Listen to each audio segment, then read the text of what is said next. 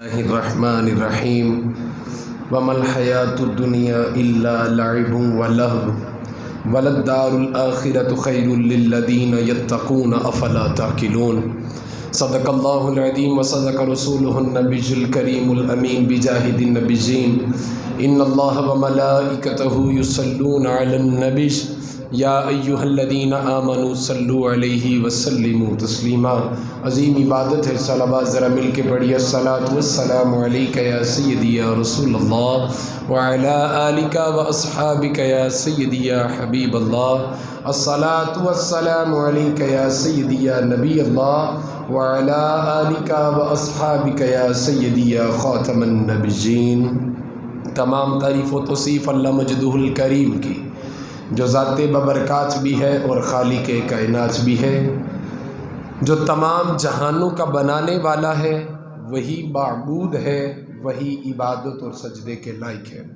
تمام تعریف و توصیف رب کے پیارے، رب کے محبوب، شافی یوم النشور، فخر عرب و عجم، رفیق عمر و ابو بکر، محسن عثمان و علی، حضرت سیدنا محمد مجتبیٰ احمد مصطفیٰ صلی اللہ علیہ وآلہ وسلم کی بارگاہ اقدس میں نذرانہ گلدستہ پیش کرنے کے بعد میرے سامنے موجود سامعین کرام، السلام علیکم ورحمۃ اللہ وبرکاتہ۔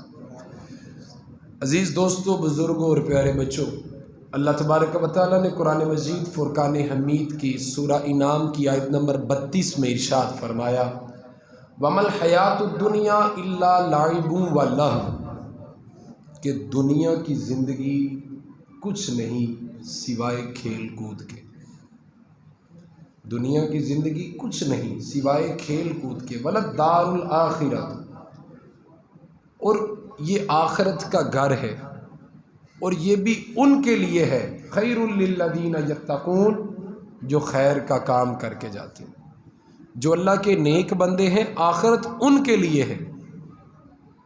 حالانکہ تم جانتے ہو، تمہیں شعور ہے، تم سمجھتے ہو کہ دنیا ایک دھوکہ ہے یا دھوکے کا دھاگا ہے، اور آخرت ہی سب کچھ ہے، اور آخرت بھی ان کے لیے ہے جو خیر کا کام کرتے ہیں، جو بہتر کام کر کے جاتے ہیں۔ اور آگے ارشاد فرمایا، فلا تعقلون، کیا تمہیں شعور نہیں؟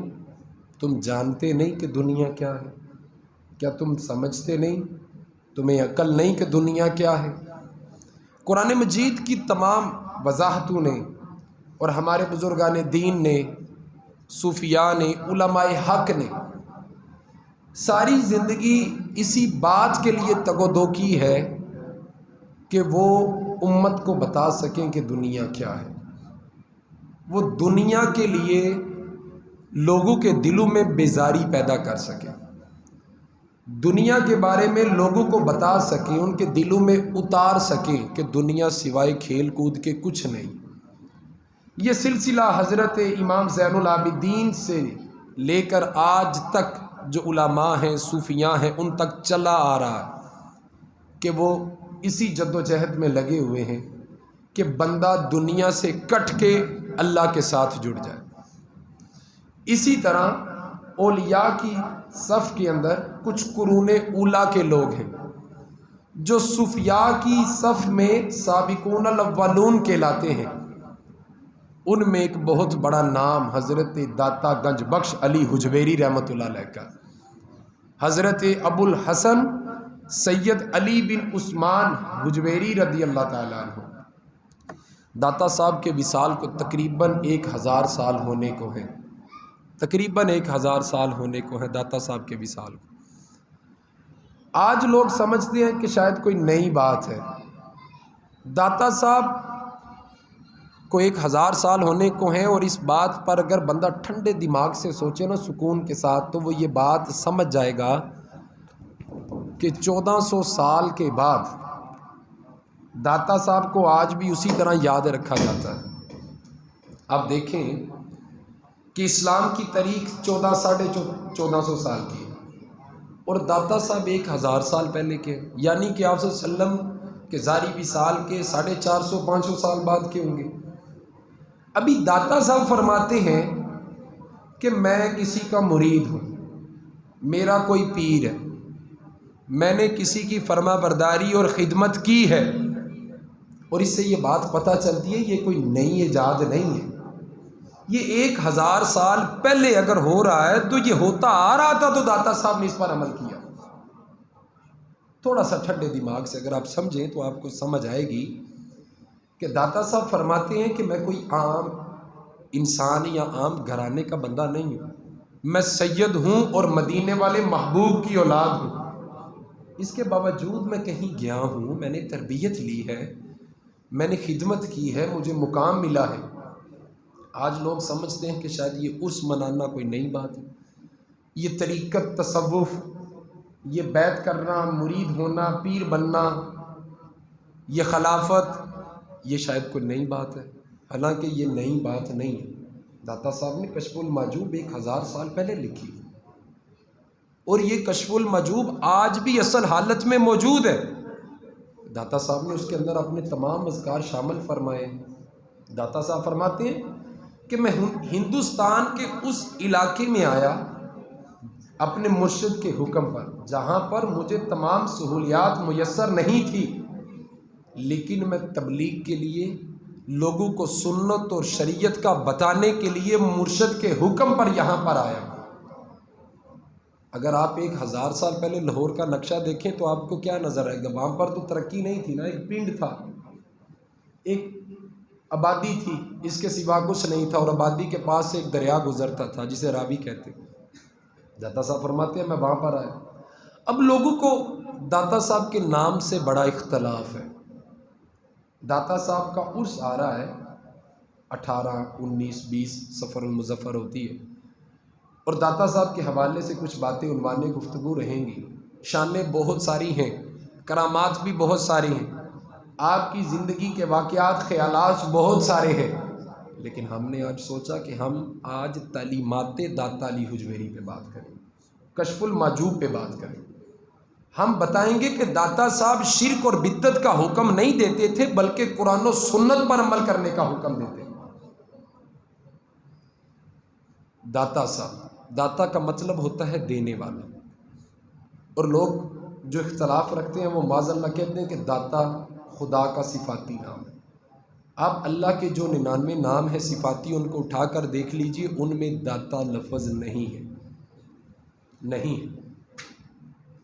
داتا عربی زبان کا بھی لفظ نہیں ہے۔ داتا کا مطلب ہے دینے والا۔ اگر آپ مجھ سے کوئی چیز مانگ لیتے ہیں، میں آپ کو دے دیتا ہوں، یا میں آپ سے کچھ مانگ لیتا ہوں، آپ مجھے دے دیتے ہیں، یا میں دینے والا بن جاتا ہوں یا آپ دینے والے بن جاتے ہیں، تو کہ یہ بدعت ہے؟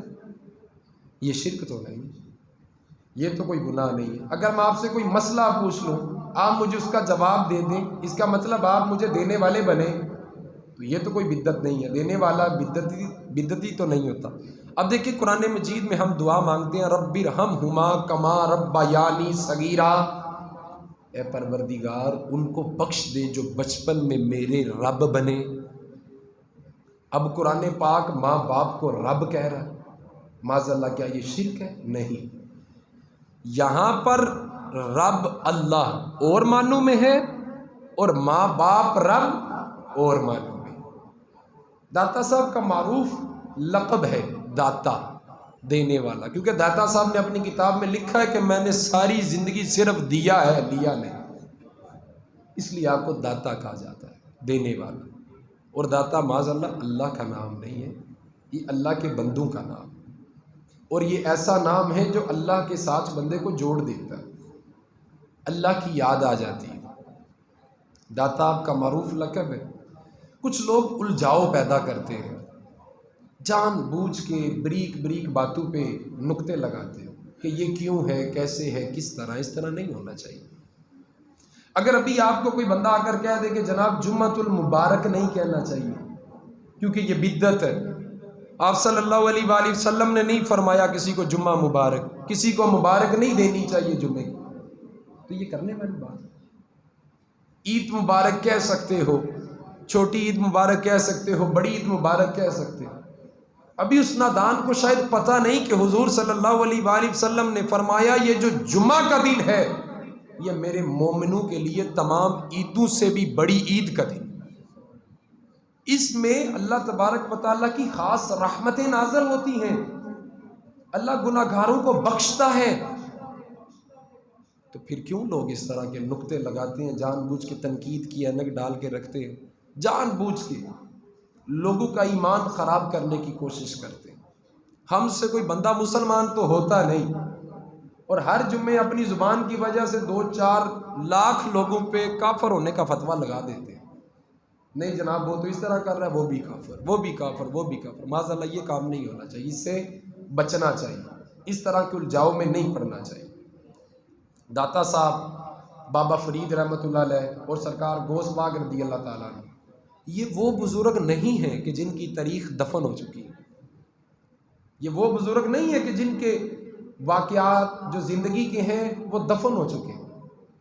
حضرت بابا فرید کی بھی تحریریں موجود ہیں اصل حالت میں، سرکار غوث پاک کی کتب بھی موجود ہیں اصل حالت میں، اور داتا صاحب کی کتاب کشف المحجوب آج تو الحمدللہ ماشاءاللہ دنیا کی ہر زبان میں ملتی ہے، ہر زبان میں ملتی ہے، وہ بھی اسی اصل حالت میں موجود ہے۔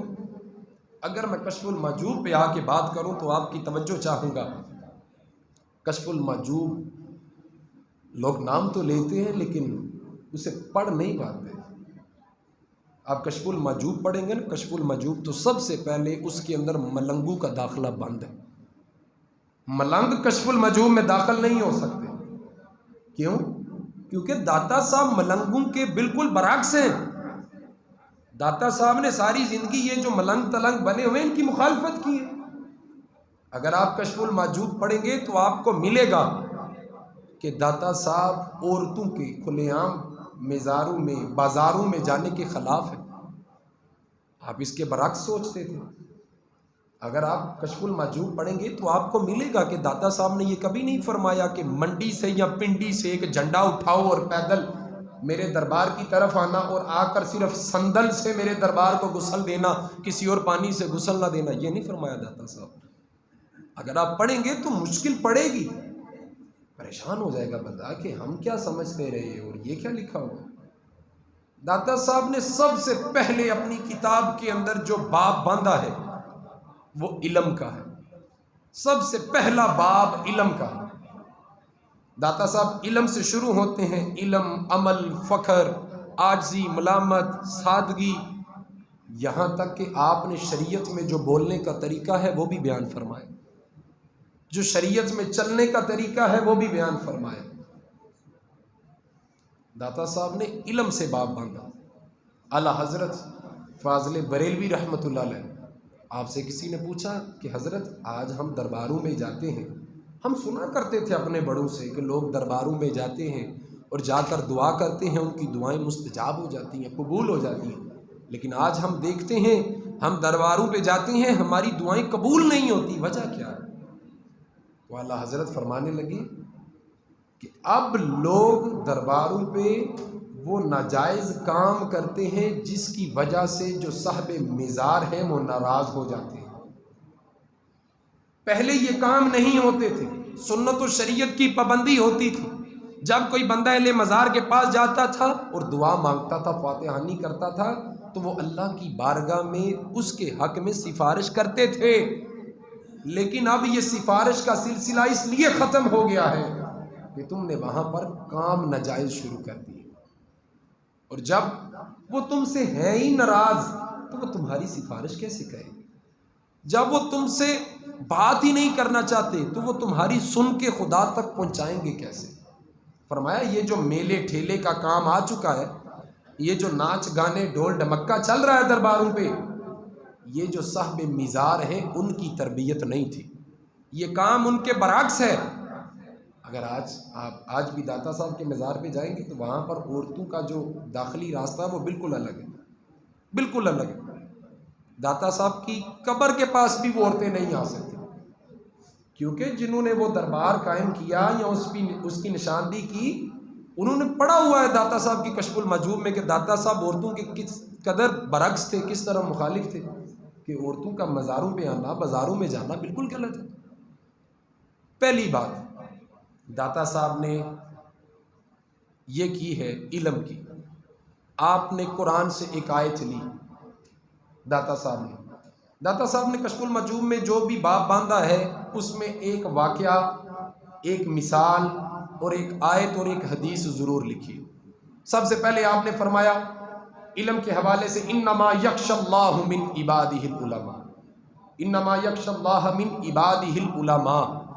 آپ فرماتے ہیں اگر بندے کے پاس اللہ کا علم نہیں ہوگا تو وہ اللہ سے ڈرے گا نہیں، وہ اللہ سے ڈرے گا نہیں۔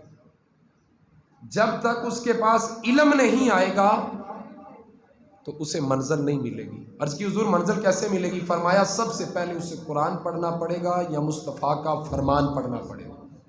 یہ کون کہہ رہا ہے؟ داتا صاحب کہہ رہے ہیں۔ کون کہہ رہے ہیں؟ داتا صاحب کہہ رہے ہیں۔ اللہ کرے میں آپ کو سمجھا سکوں کہ داتا صاحب شرک اور بدعت کا حکم نہیں دیتے رہے بلکہ قرآن و سنت پر عمل کرنے کا حکم دیتے رہے۔ آج اگر داتا صاحب کے مزار پہ جائیں، دربار پہ جائیں تو ہزاروں لوگ قرآن خوانی کر رہے ہیں۔ رمضان کے اندر ہزاروں لوگ وہاں پر اعتکاف کرتے ہیں، ہر وقت وہاں پر صدقات و خیرات ہو رہی ہے، توبہ ہو رہی ہے، استغفار ہو رہی ہے، شرنیاں بانٹی جا رہی ہیں۔ لاکھوں بندوں کے کھانے کا وسیلہ داتا صاحب کا مزار بنا ہوا ہے۔ آج لوگ ایک منٹ نہیں لگاتے تنقید کی عینت پہن کے وہ اختلاف کا نقطہ لگا دیتے۔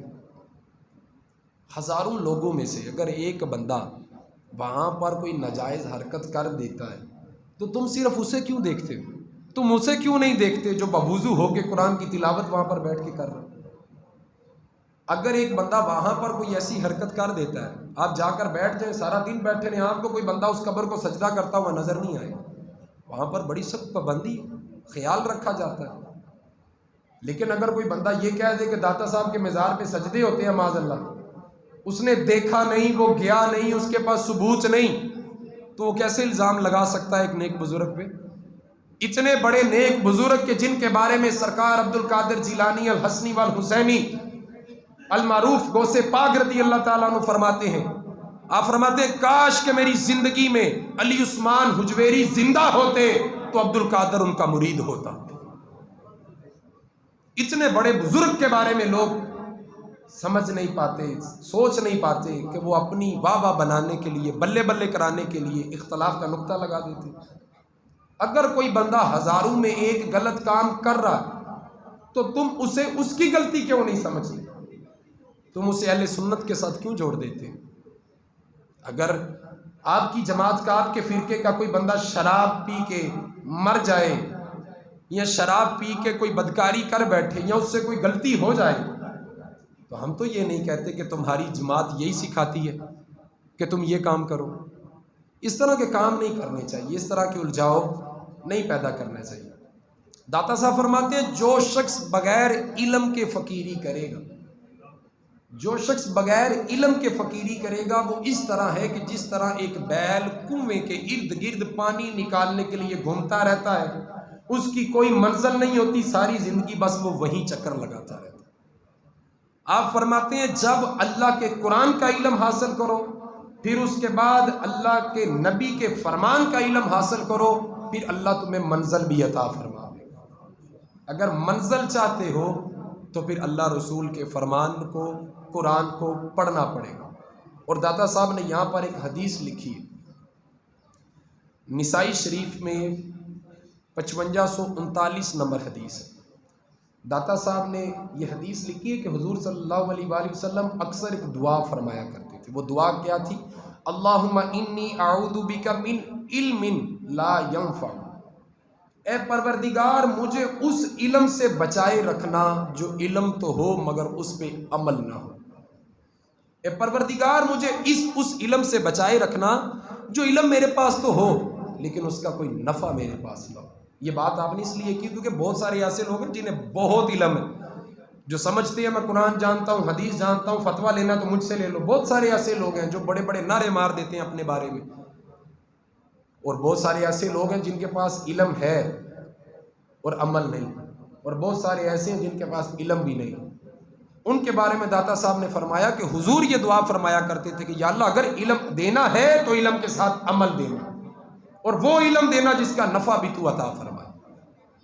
اور اس کے بعد آپ آگے بڑھتے ہیں اور فرماتے ہیں جب علم لے لو حدیث پڑھ لو، قرآن پڑھ لو، تو پھر اللہ رسول سے سچی محبت کرنا، جسے عشق کہتے ہیں، عشق والی محبت کرنا۔ اور جب تمہیں اللہ رسول سے عشق ہو جائے گا نا، تو پھر تمہاری نماز بوجھ نہیں رہے گی، روزہ بوجھ نہیں رہے گا، عبادت بوجھ نہیں، مشقت نہیں لگے گی، بلکہ دل کرے گا کرنے کا۔ آپ یہاں پر ایک واقعہ لکھتے ہیں حضرت عبداللہ ابن مبارک رحمۃ اللہ علیہ کا۔ حضرت عبداللہ ابن مبارک آپ فرماتے ہیں کہ میں شروع میں ایک عورت کا عاشق ہو گیا، اور اس عورت کو دیکھنے کے لیے، ملنے کے لیے، اس کی دید کرنے کے لیے میں ساری ساری رات اس کی گلی کے چکر لگاتا رہتا۔ اب فرماتے ہیں میں شروع سے دیندار تھا، ہمارا گھرانہ دیندار تھا، میں اس کے محلے میں جا کے عشاء کی نماز پڑھتا، عشاء کی نماز کے بعد ساری ساری رات اس کی گلی کے چکر لگاتا کہ کب وہ چھت پہ آئے گی، ایک آدھ منٹ کے لیے مجھے اپنی شکل دکھائے گی اور چلی جائے گی۔ آپ فرماتے ہیں اسی روز اسی طرح یہ معاملہ چلتا رہا، تو سردیوں کی ٹھنڈی شامیں تھیں، میں امام صاحب کے پیچھے کھڑا ہوا نماز پڑھنے کے لیے، امام صاحب نے ذرا لمبی تلاوت کر دی، نماز تھوڑی لمبی ہو گئی عشاء کی۔ آپ فرماتے میرے دل میں خیال آیا کہ امام صاحب آپ تو بالکل فارغ ہیں، آپ کو تو کوئی کام نہیں ہے، لیکن میں بڑا مصروف ہوں، میں نے یار کی گلی میں جانا ہے، آپ کی نماز، یہ نماز جو آپ نے لمبی کی ہے، یہ مجھے دیر میں لے کے جا رہی ہے، میں لیٹ ہو رہا ہوں۔ آپ فرماتے ہیں میں باہر نکلا، سردیوں کی ٹھنڈی شام میں، میں ساری رات اس کا انتظار کرتا رہا، ساری رات انتظار کرتا رہا۔ صبح سحری کے وقت وہ ایک آدھ منٹ کے لیے چھت پہ آئی اور آ کر کہنے لگی کہ آج مہمان بہت زیادہ ہیں، میں بات نہیں کر سکتی، تم چلے جاؤ۔ آپ فرماتے ہیں حد یہ تھی کہ مجھے اس پر غصہ نہیں آیا، بلکہ میری محبت مزید بڑھتی گئی کہ کتنی اچھی ہے بیچاری، کہ اتنی مصروف تھی پھر بھی مجھے بتانے کے لیے آئی ہے۔ حالانکہ آپ نے یہ نہیں دیکھا کہ میں ساری رات اس کے انتظار میں کھڑا رہا۔ آپ فرماتے ہیں میں کھڑا رہا، وہ ایک منٹ کے لیے آئی، صبح صادق کے وقت آئی اور ایک منٹ پہ بات کر کے چلی گئی، میرے دل میں کوئی خیال نہیں آیا، بلکہ مزید محبت بڑھتی گئی۔ مجھے یہ یقین ہوا کہ میرا یہاں پر کھڑے ہونا رائگاں نہیں گیا، اور سب سے بڑی بات، نہ میں تھکا، نہ مجھے تھکاوٹ ہوئی، نہ غصہ آیا، بلکہ پیار آیا۔ آپ فرماتے ہیں میں واپس جا رہا تھا تو اتنے میں فجر کی اذان ہونی شروع ہو گئی۔ فجر کی اذان ہوئی تو میں رکا، میں ٹھہرا، میری اندر سے آواز آئی عبداللہ، ایک عورت کے لیے تو ساری رات کھڑا رہ سکتا ہے، سردی کی تجھے پرواہ نہیں، سرد شام کی تجھے پرواہ نہیں، وہ ایک آدھ منٹ کے لیے آئی ہے اور تجھے اس نے اتنا کہا ہے کہ میں نہیں آ سکتی، تیرے دل میں کوئی اس کے لیے غصہ نہیں ہے، تھکاوٹ نہیں ہے، بلکہ مزید پیار ہے، تو نماز میں تو زیادہ کھڑا کیوں نہیں رہ سکتا؟ تو آپ فرماتے ہیں اس وقت میرے پہ کپ کپی طاری ہوئی، وجدانی کفیت بنی، تو میں نے پکی توبہ کی، اور اس طرح کی پکی توبہ کی آج مجھے 60 سال ہو گئے ہیں، ساری رات مصلے پہ کھڑے رہ کے عبادت کرتا ہوں، کبھی مجھے تھکاوٹ محسوس نہیں ہوتی۔ آپ فرماتے ہیں یہ محبت ہے۔ جب قرآن اور حدیث سیکھ لو تو پھر اللہ رسول سے محبت کرو، سچی محبت کرو، پھر نماز بوجھ نہیں لگے گی۔ پھر یہ نہیں کہنا پڑے گا 2 منٹ ٹھہرو میں نماز پڑھ کے آیا، 2 منٹ رکو نماز کا ٹائم ہو۔ پھر نماز عشق والی ہو جائے گی، عقیدت والی ہو جائے گی، عبادت میں لذت و چاشنی آ جائے گی۔ اور پھر داتا صاحب تیسری بات ارشاد فرماتے ہیں، داتا صاحب ارشاد فرماتے ہیں جب تو یہ سارے عمل کر لے گا نا تو پھر اللہ تجھے اعزاز دے گا، اللہ تجھے اعزاز بخشے گا، یا تجھے کوئی کرامت اللہ عطا فرمائے گا۔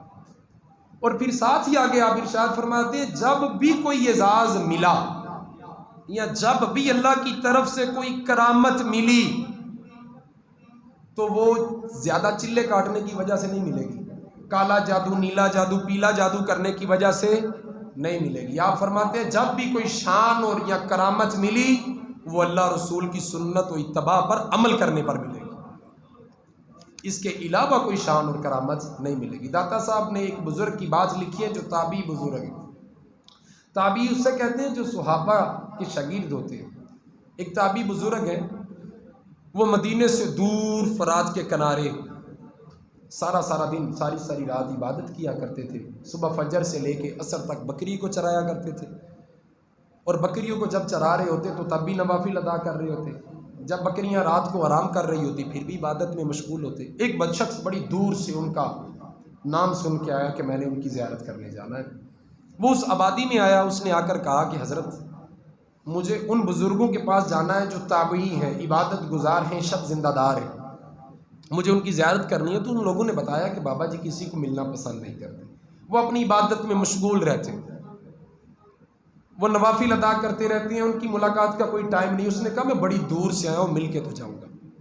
کہا اگر تم زبردستی ملنا چاہو گے تو وہ ناراض ہو جائیں گے. تو وہ سمجھدار تھا, وہ کہنے لگا اللہ کا بندہ ہے, ناراض ہو بھی گیا تو زیادہ دیر ناراض رہے گا نہیں, کیونکہ اللہ والوں کی نشانی ہوتی ہے وہ زیادہ دیر ناراض رہتے نہیں. کہا میں راضی کر لوں گا, مجھے بتاؤ وہ کہاں پر ملے. کہا کہ وہاں فلاں جگہ پہ چلے جاؤ, وہاں پر بیٹھ کے وہ عبادت کر رہے ہوں گے. وہ شخص کہتے ہیں کہ میں بابا جی کی جانب بڑھ رہا تھا تو میں نے بکریوں کا ہجوم دیکھا, وہ سکون سے وہاں پر بیٹھی ہوئی ہیں.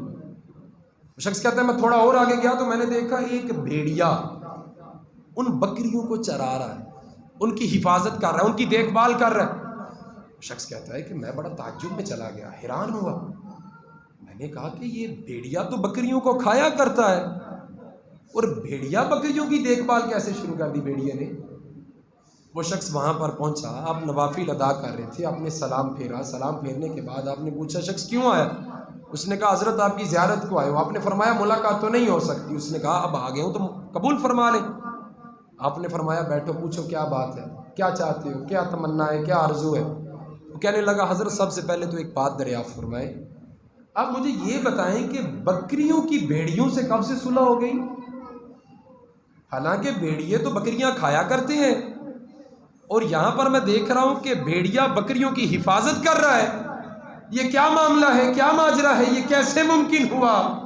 تو وہ تابعی بزرگ, داتا صاحب کشف المحجوب میں لکھتے ہیں کہ وہ تابعی بزرگ فرمانے لگے کہ جب سے بکریوں کے مالک نے رب سے صلح کر لی ہے تب سے رب کی مخلوق نے اس بکریوں سے بھی صلح کر لی. آپ فرماتے ہیں جب سے میں نے رب سے صلح کی ہے نا تو رب کی جتنی بھی مخلوق ہے اس نے میرے ساتھ جتنی بھی جڑی ہوئی چیزیں ہیں ان سے صلح فرما لی. وہ شخص کہتے ہیں میں نے یہ بات سنی تو مجھ پر کپ کپی طاری ہوئی کہ اللہ کا ان پر کتنا کرم ہے, فضل ہے. وہ شخص کہنے لگا مجھے پیاس لگی, پیاس کی شدت ہوئی. میں نے کہا حضرت پیاس ہے, کوئی چیز پلائیں. وہ شخص کہتا ہے کہ حضرت نے ایک پتھر کی ڈھلان بنی ہوئی تھی, اس کے نیچے مٹی کا پیالہ رکھا. وہ پتھر کے اندر سے دودھ آیا اور مٹی کا پیالہ بھر گیا. وہ شخص کہتا ہے بابا جی نے مجھے مٹی کا وہ دودھ سے بھرا ہوا پیالہ دیا, میں نے پیا, ٹھنڈا بھی تھا, میٹھا بھی تھا, لذیذ بھی تھا, میری طبیعت خوش ہوگی پی. اس کے بعد میں نے کہا حضرت کچھ میٹھا مل جائے گا کھانے کو. تو آپ نے اسی جگہ پر دوبارہ پیالہ رکھا تو اسی پتھر کے اندر سے شہد نکل آئی. وہ شخص کہنے لگا حضرت یہ کیا معاملہ ہے. کشف المحجوب میں داتا صاحب نے لکھا, وہ پوچھنے لگا کہ حضرت یہ کیا معاملہ ہے. ہم نے تو سنا تھا کہ دودھ بھینس دیتی ہے, ہم نے تو دیکھا ہے کہ شہد کی مکھیاں دیتی ہیں, یہاں پر آپ پتھروں سے نکال رہے ہیں, یہ کیسے ممکن. تو کہتا میں نے یہ سوال کیا تو بابا جی قرآن پڑھنے لگے, اور بابا جی فرمانے لگے وَإِذِ اسْتَسْقَىٰ مُوسَىٰ لِقَوْمِهِ يَا قَوْمِ, موسیٰ کی نافرمان قوم نے یہ کہا کہ ہمیں پانی دکھائیں, پانی پلائیں, پانی کی نشانی دکھائیں, اس پتھر سے پانی نکال کر دکھائیں. بابا جی فرماتے ہیں جب موسیٰ کی نافرمان قوم حضرت موسیٰ سے مطالبہ کرے کہ ہمیں پانی نکال کر دکھائے تو حضرت موسیٰ نافرمان قوم کے لیے پتھر پر عصا مارے تو اللہ پتھر پہ سے پانی نکال دیتا ہے. اور جب نبیوں کے سردار کے غلام انہیں حاضر و ناظر مان کر ان کی تابعداری میں لگے رہے تو پھر ان کے لیے بھی اللہ پتھروں سے دودھ اور شہد نکال دیتا. آپ فرماتے ہیں یہ کوئی بڑی بات نہیں, یہ کوئی بڑی بات نہیں. آپ فرماتے ہیں آج بھی اگر ہو ابراہیم کا ایمان پیدا, آج بھی اگر ہو ابراہیم کا ایمان پیدا تو آگ کر سکتی ہے انداز گلستان پیدا. اگر آج بھی حضرت ابراہیم جیسا کسی کا ایمان ہو نا تو آگ میں ڈالا جائے تو آگ اسے کچھ نہیں کہے, ایمان اس جیسا ہونا چاہیے. اور پھر آپ فرمانے لگے اور کیا چاہیے. وہ کہنے لگا دعا کرے میرے حق میں. تو آپ فرمانے لگے پھر تو دعا کی بات کرتا ہے, تو دعا کرانے آیا ہے؟ وہ کہنے لگا جی آپ نے فرمایا دعا نہ کرا بلکہ تو رسول اللہ صلی اللہ علیہ وآلہ وسلم کی غلامی اختیار کر لے، تو جو بھی دعا کرے گا اللہ تیری قبول فرما دے گا۔ یہ داتا صاحب نے کشف المحجوب میں لکھا، یہ تعلیمات داتا علی حجویری ہے۔ داتا صاحب فرماتے ہیں سب سے پہلے علم سیکھو، علم نہیں ہوگا تو اللہ کا ڈر نہیں ہوگا۔ علم کے بعد اطاعت سیکھو، قرآن سیکھو، فرما برداری سیکھو، حدیث سیکھو، پھر اس کے بعد آپ فرماتے ہیں اللہ رسول سے محبت کرنا سیکھو، پھر اس کے بعد آپ فرماتے ہیں نماز میں محبت پیدا کرو۔ نماز میں لذت اسی طرح آئے گی جب تم اللہ رسول سے بے پناہ محبت کرو۔ پھر آپ فرماتے ہیں کہ لوگوں کے لیے خیر خواہی کا کام کرو۔ ٹائم ختم ہو گیا میرا۔ داتا صاحب فرماتے ہیں کہ لوگوں کے لیے خیر خواہی کا کام کرو۔ اور فقر کے بارے میں آپ نے جو ارشاد فرمایا، فقر کے باب میں آپ نے یہ ہرگز نہیں فرمایا کہ بھوکا رہنا فقیری ہے، یہ نہیں آپ نے فرمایا کہیں بھی، بھوکا رہنے کو آپ نے فقر نہیں فرمایا۔ حالانکہ آپ نے وہاں پر ایک دعا لکھی حضرت ابو بکر صدیق کی، وہ دعا بڑی شاندار ہے کہ حضرت ابو بکر صدیق نے پروردگار عالم سے یہ دعا کی، عرض کی یا رب العالمین مجھے دولت عطا فرما، مجھے دولت عطا فرما، مگر دولت کی محبت عطا نہ فرما، دولت کی محبت نہ دے مگر دولت دے، اس لیے کہ میں تیرے بندوں کی مدد کر سکوں، تیرے بندوں کے کام آ سکوں۔ حضرت قطب الدین بختیار کاکی رحمۃ اللہ علیہ اپنے شیخ خواجہ معین الدین چشتی رحمۃ اللہ علیہ خواجہ غریب نواز کی خدمت اقدس میں حاضر ہوئے تو آپ کے کپڑے کچھ پھٹے ہوئے تھے، کچھ پرانی حالت تھی، تو حضرت خواجہ غریب نواز دیکھ کے فرمانے لگے کہ قطب الدین یہ کیا حالت کر رکھی ہے تم نے؟ عرض کی حضور فقیری فقر۔ آپ نے فرمایا یہ فقر نہیں ہے کہ اپنی حالت بدل لو۔ عرض کی حضور کیا کروں؟ آپ نے فرمایا فقیری اس طرح کی کرو کہ تمہاری فقیری سے بادشاہی نظر آئے، لوگ دیکھ کر یہ نہ کہیں کہ بابا جی کو کپڑوں کی ضرورت ہے، بابا جی کو جوتوں کی ضرورت ہے، بابا جی کو نئی دستار کی ضرورت ہے۔ سرکار غوث پاک رحمۃ اللہ علیہ جب بھی باہر نکلتے نیا سوٹ پہنا ہوتا، بڑا خوبصورت شاندار نگوں والا۔ آپ کے صاحبزادے آپ سے کہتے ہیں حضور گھر میں کھانے کے لیے تو کچھ بھی نہیں ہے، لیکن آپ کا لباس اتنا تر و تازہ بادشاہوں جیسا۔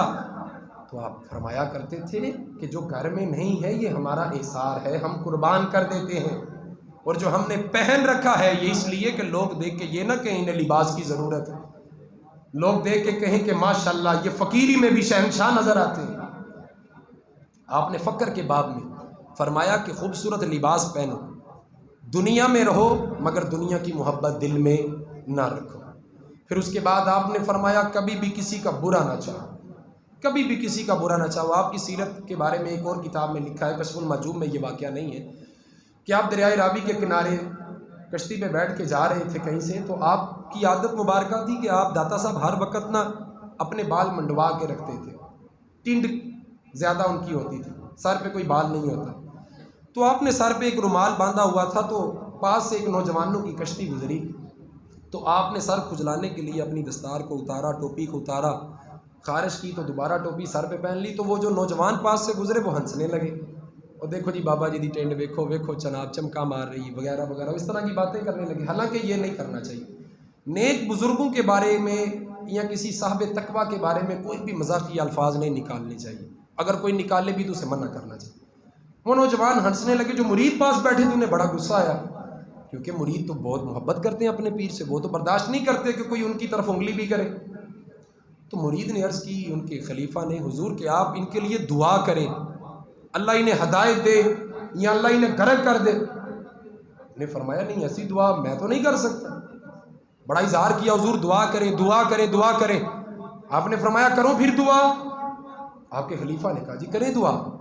آپ کے مریدین کہتے ہیں کہ ہمیں یہی تھا کہ حضرت دعا فرمائیں گے اور ہاتھ نیچے ہونے سے پہلے ان کی کشتی ڈوب جائے گی، لیکن آپ کا یہ باب ہے کہ لوگوں کی خیر خواہی کرو۔ آپ نے ہاتھ اٹھائے، آپ نے دعا مانگی، وہ دریائے راوی کے کنارے پہ لگ چکے تھے، آپ نے دعا مانگی یا پروردگار یہ نوجوان جس طرح ہنس رہے ہیں نا ساری زندگی ان کو اسی طرح خوش رکھنا، یہ کبھی روئیں نہ، کتنا پیارا مسکرا رہے ہیں، اپنے دکھوں کو بھول کے کس طرح مسکرا رہے ہیں، ان کے قریب کبھی بھی دکھ نہ آئے، رنج نہ آئے، آفت نہ آئے، غم نہ آئے۔ وہ خلیفہ کہتے ہیں ہم نے سوچا تھا کہ حضرت دعا کریں گے ان کی کشتی ڈوب جائے گی یا ان پر کوئی ایسی بیماری نازل ہوگی، لیکن آپ تو دعا فرما رہے ہیں کہ اللہ ان کو ساری زندگی خوش رکھے۔ داتا صاحب بھی اسی کنارے کے قریب لگے تو وہ نوجوان بھاگتے ہوئے داتا صاحب کے قریب آئے، قدموں میں گرے، اللہ نے ان کی دل کی کیفیت بدل دی تھی۔ وہ کہنے لگے حضرت ہمیں معاف فرما دیں، ہمارے دل میں بوجھل سی طبیعت بن گئی، ہمیں سمجھ نہیں آ رہی کہ ہم نے اس طرح کی حرکت کیوں کی ہے، ہمارے دل میں یہ خیال بار بار آ رہا ہے کہ ہم آپ سے جا کر معافی مانگیں، حضرت ہمیں معاف کریں۔ تو آپ نے فرمایا ایک شرط پر معافی ملے گی۔ حضور کی شرط پر؟ آپ نے فرمایا صبح روز میرے پاس قرآن پڑھنے آنا پڑے گا، روز قرآن اور حدیث پڑھنے آنا پڑے گا، جب تم اس بات کا وعدہ کرتے ہو کہ تم روز آیا کرو گے تو میں تمہیں معافی دے دیتا۔ کہا جی حضرت آیا کریں گے۔ تو وہ آپ کے خلیفہ وہ فرماتے ہیں کہ ہم نے سمجھا تھا کہ ان کی کشتی غرق ہو جائے گی، یہ ڈوب جائیں گے، مگر ان کی حکمت یہ تھی کہ انہوں نے حکمت عملی سے ان کی ایسی زندگیاں بدلی کہ ان میں سے کوئی شیخ بنا، کوئی شیخ بنا، کوئی پیر بنا، کوئی ولی بنا، کوئی فقیر بنا، کوئی صوفی بنا، ان کی زندگیاں بدل گئی۔ داتا صاحب کی کشف المحجوب، اس کے اندر آپ نے ہر طرح کے باب لکھے ہیں، علم، فخر، عمل، سادگی، ملامت، عاجزی، ہر طرح کی بات۔ داتا صاحب کے مزار کو علامہ اقبال رحمۃ اللہ علیہ نے ہند کا حرم کہا ہے، یہ میں نے نہیں کہا، علامہ اقبال نے داتا صاحب کی زمین کو، داتا صاحب کی دربار کو، آپ کی مسجد کو حرم قرار دیا، حرم۔ اور بڑے بڑے، بہت بڑے بڑے صوفی بزرگ یہاں پر آ کے فیض یاب ہوتے ہیں آپ کی قبر سے۔ حضرت خواجہ معین الدین چشتی اجمیری رحمۃ اللہ علیہ قبر سے فیض حاصل کر کے گئے اور فرمایا گنج بخش فیض عالم مظہر نور خدا نا کسارا پیر کامل کامل آرا رہنما۔ حضرت بابا فرید الدین گنج شکر جیسے بزرگ، حضرت خواجہ بختیار کاکی جیسے، حضرت سلطان بہو جیسے یہ آیا کرتے تھے، حضرت بہاؤ الدین زکریا، انہوں نے اس درگاہ کو بڑی عزت بخشی ہے۔ ہمارے ذرا قریب ہے نا، اس لیے ہمیں قدر نہیں، اور کبھی بھی بغیر تحقیق کے داتا صاحب کی طرف کوئی بھی شرک اور بدعت کی انگلی نہ کرے۔ داتا صاحب کی اگر آپ نے تعلیمات دیکھنی ہے تو کشف المحجوب اٹھا کر دیکھیں، جس میں سب سے پہلا باب آپ نے علم پر باندھا، اور آپ نے فرمایا کہ علم حاصل کرو، اگر علم ہوگا تو رب کا خوف ہوگا۔ آپ نے قرآن و سنت کی ساری زندگی خدمت کی اور لوگوں کو قرآن و سنت سکھایا۔ آج لوگوں کو ایک منٹ نہیں لگتا داتا صاحب کے بارے میں، داتا صاحب کے حوالے بری باتیں منسوخ کر دیتے ہیں اور کہتے ہیں وہاں پہ بدعت ہو رہا ہے، شرک ہو رہا ہے، معذرت۔ انہوں نے تسبیح یاد کر رکھی، ایسا نہیں ہونا چاہیے۔ کبھی کبھی محبت کے ساتھ، ٹھنڈے دماغ کے ساتھ سمجھیں۔ داتا صاحب کے وصال کو 1000 سال ہونے کو ہے، 1000 سال۔ یہ عرس بھی داتا صاحب کے وصال کے بعد شروع ہوا تھا اور 1000 سال ہو گیا ہے، آج بھی ہو رہا ہے۔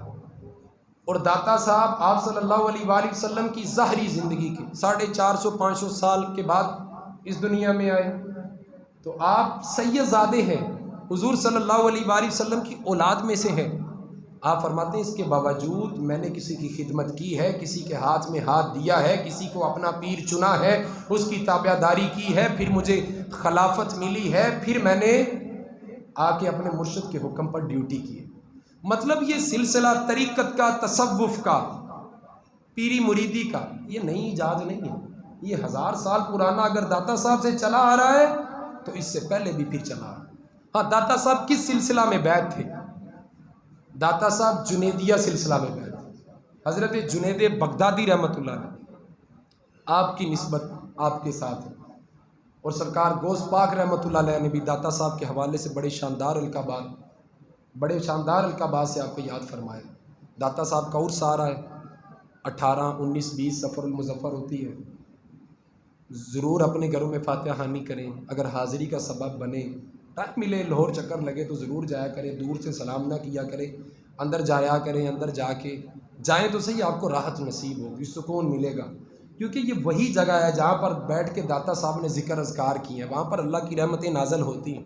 اور تنقید کی اینک پہن کر نہ جایا کریں، کچھ لینے کے لیے جایا کریں، اپنا کاسا خالی کر کے جایا کریں، ادھر ادھر نہ دیکھا کریں، اپنا کر کے واپس آ جایا کریں۔ اور آج میرے والد گرامی قبلہ پیر حکیم زواد الرحمان نظامی صاحب دامت برکاتہم العالیہ، آپ کی جہاں پر پہلے نسبت تھی حضرت خواجہ میجر محمد فتح صابر نظامی رحمۃ اللہ علیہ، میجر محمد فتح صابر نظامی، فتح محمد صابر نظامی رحمۃ اللہ علیہ، جنہوں نے شروعات میں آپ کی تبلیغ و تربیت کی ذمہ داری سنبھال کے رکھی، پھر وصال سے پہلے سرکار مبارک رحمۃ اللہ علیہ کی طرف منسوب کر دیا کہ آپ وہاں پر چلے جائیں، اب آپ کا فیض وہاں پر ہے۔ آج ان کی بھی برسی ہے، اور یہ سعادت مجھے حاصل ہے کہ میری والدہ اور میرے والد گرامی اور میرے چاچو جان حضرت کی خدمت میں حاضر ہوئے، عرض کی کہ حضور بچہ ہونے والا ہے تو کیا نام رکھیں؟ تو آپ نے فرمایا کہ اگر بیٹی ہوئی تو فاطمہ رکھنا، اگر بیٹا ہوا تو محمد علی رکھنا۔ تو پھر میرے چاچو بولے کہ حضرت اگر ساتھ میں صابر لگا دیا جائے، تو آپ نے مسکرا کے فرمایا یہ تو پھر بہت اچھی بات ہو جائے گی، شاندار ہو جائے گی، نسبت جڑ جائے گی مجھ سے۔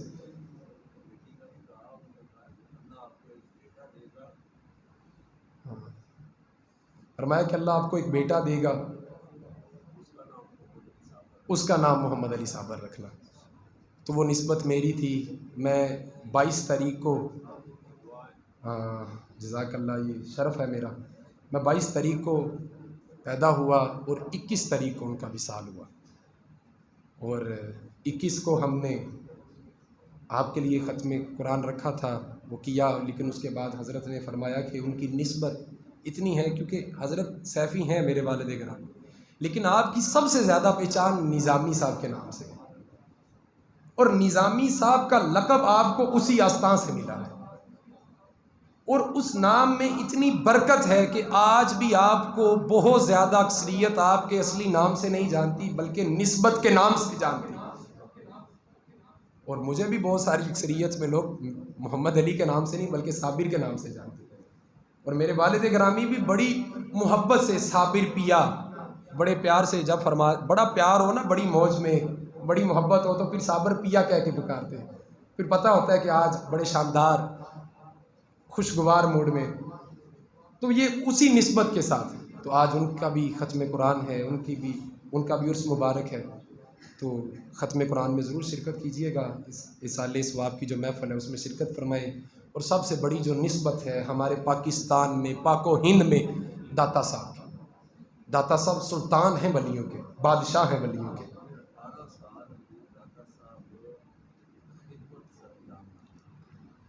فرما رہے ہیں کہ داتا صاحب کی خدمت میں 18 سال نوکری کی ہے صابر پیا سرکار نے، 18 سال نوکری کی، اور داتا صاحب کا تو دربار ہی ایسا ہے، جو وہاں پر جاتا ہے اس کو لو لگ جاتی ہے، وہ خود بھی تیرتا ہے اور اپنے ساتھ والوں کو لے کے بھی تیرتا ہے۔ تو نسبت ضروری ہے میرے بھائی۔ آج ہمارا عنوان داتا صاحب کی کرامات پہ نہیں تھا، آج ہمارا عنوان داتا صاحب کی فضیلت اور شان پہ نہیں تھا، بلکہ عنوان داتا صاحب کی تعلیمات پہ تھا، کہ داتا صاحب نے اپنی کتاب کشف المحجوب میں جو لکھا ہے وہ بالکل ہماری سوچوں کے برعکس ہے۔ آپ ملنگوں کے خلاف تھے، آپ جاہل پیروں کے خلاف تھے، آپ عورتوں کے بے پردہ باہر مزاروں اور بازاروں میں جانے کے خلاف تھے، آپ سادگی جس میں نہیں ہے، ملامت نہیں ہے اور عاجزی نہیں ہے، تکبر کے ساتھ پیری کر رہا ہے، آپ اس کے بھی خلاف تھے۔ آپ کی تعلیمات آج کی جو جنریشن چل رہی ہے اس کے بالکل برعکس تھی، لیکن پھر بھی لوگ سمجھے بغیر، سوچے سمجھے بغیر آپ کی طرف ایسی باتیں منسوب کر دیتے ہیں جو نہیں کرنی چاہیے۔ کشف المحجوب کو ضرور پڑھیں، پہلے 4-5 صفحے، 10-20 صفحے جتنے بھی ہیں آپ کی تعریف کے، وہ سارے آپ نہ پڑھیں، لیکن علم کے باب سے آپ ضرور شروع کریں۔ ہر زبان میں یہ کشف المحجوب واحد تصوف کی ایسی کتاب ہے جو ہر زبان میں ملتی، اسے ضرور پڑھیں۔ ملامت کا باب بھی پڑھیں، علم کا، ادب کا، عاجزی کا، سادگی کا، عمل کا، شرعی طریقہ، جس سے شرعی طریقے میں بولنا کیسے چاہیے، شریعت میں جو طریقہ ہے چلنے کا چلا کیسے جائے، ہر چیز داتا صاحب نے لکھی ہے۔ اور داتا صاحب کی یہ اوریجنل کتاب، بالکل اوریجنل اصل حالت میں آج بھی موجود، اس میں کوئی تبدیلی اور چینجنگز نہیں ہے۔ تو اللہ سے دعا ہے اللہ ہمیں ان بزرگوں کا پیروکار بنائے، اور ان کی زندگی سے رہنمائی حاصل کر کے اللہ ہمیں اپنی زندگی کی راہوں کو درست کرنے کی توفیق عطا فرمائے، ہمیشہ مدحت خیر الانام میں گزرے، دعا ہے یہ عمر درود و سلام میں گزرے، سنتیں ادا فرما لے اور نویت سنت الاعتکاف کے لیے